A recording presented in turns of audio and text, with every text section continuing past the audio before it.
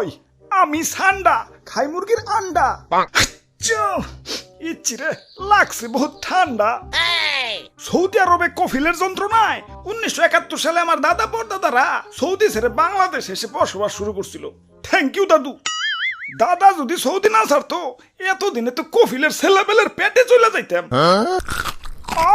সবুজ সবল বাংলাদেশে খুব রিল্যাক্সে আছি। না আছে কফিলের যন্ত্রণা, না আছে মরুভূমির যন্ত্রণা। কি আনন্দ আকাশে বাতাসে। মন্ত্রী, ওই মন্ত্রী, আরে ওই মন্ত্রী। জি জি হুজুর। সারাদিন টিকটক দেখ লইব, রাত সবার কাম করবো কেঠা? তোমার জেঠা? আরে হুজুর দেখেন না, নেট দুনিয়া তো পুরাই ঠান্ডাময়। আপনি তো পুরাই ভাইরাল হয়ে গেছেন। নেটে ঢুকলেই খালি আপনার ছবি। কি কো তাই নাকি? কিরে ফোন দিল কারা?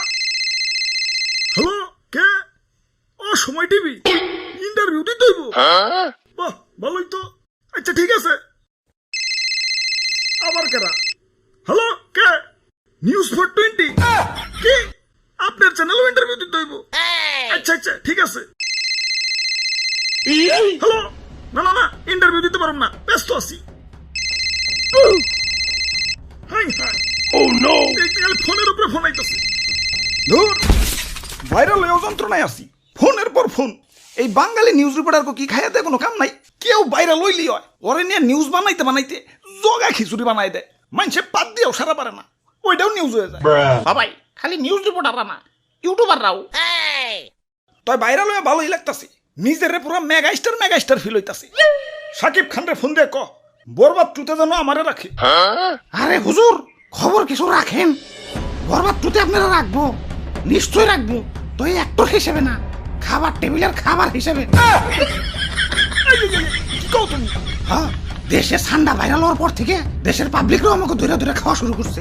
অনেকে তো ঠান্ডা ভেবে বেচারা ঘুষাবেও ছাড় দিতেছে না, ঘুষাবো খাইতেছে। কও কি সৌদির কফিল কি বাংলাদেশে বললো নাকি?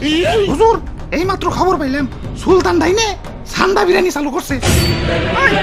এতক্ষণে কাম হইছে, বংশ তো নির্বংশ হয়ে যাবে।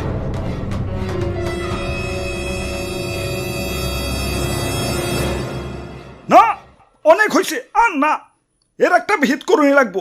মন্ত্রী, আমার সৈন্যদের প্রস্তুত করো, যা যা আছে সব কিছু নিয়ে এয়ারপোর্টে হাজির হও, দেশ ছেড়ে পলাই তুইব। গুইসাপ তোমরাও চলো, যে দেশে ইন্টারনেট নাই ওই দেশে যাবো।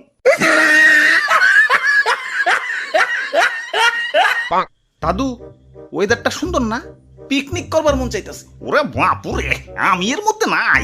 ইয়া গতবার আমার দিয়ে মুরগি চুরি করাইছিলে, ইয়া ধরা পইরা কি দৌড়ানি ডাইনা খাইছি। এই বুড়া বয়সে আমি আর দৌড়ানি খাইতে চাই না। আরে দাদু এত ব্যাকডেটেড হইলে চলবো? মুরগি দিয়ে পিকনিক করার যুগ এখনো আছে নাকি? ফেসবুক চালাও না নাকি? বুঝছি ভাই, চাচা সান্ডা দিয়ে পিকনিক করবেন তো সেই মজা ভাই। কিন্তু সান্ডা পামো কনে? সান্ডা তো মরুভূমিতে থাকে, এখন এই গরমে কি মরুভূমিতে যাবো নাকি? আরে দাদু ঠান্ডা ধরতে আবার মরুভূমিতে যাওয়া লাগে নাকি? বাংলাদেশের জঙ্গলেই তো অভাব নাই। তাহলে তাহলে তাড়াতাড়ি চলেন ভাই, দেরি করুন যাবো না, আগে সান্ডা ধরে নিয়ে আসি।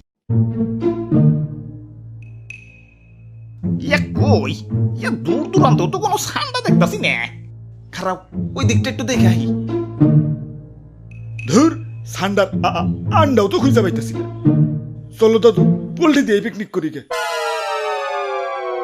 আরে দাদু পাইছি ধরছি আলারে, আমি একা ধরে রাখবার পারতেছি না। দাদু তাড়াতাড়ি হো। আরে ভাই শক্ত করে ধরেন, সাইরেন না ভাই, সাইরেন না। ওরে বাপুরে, আইট করে ধরো দাদু, তাড়াতাড়ি হো।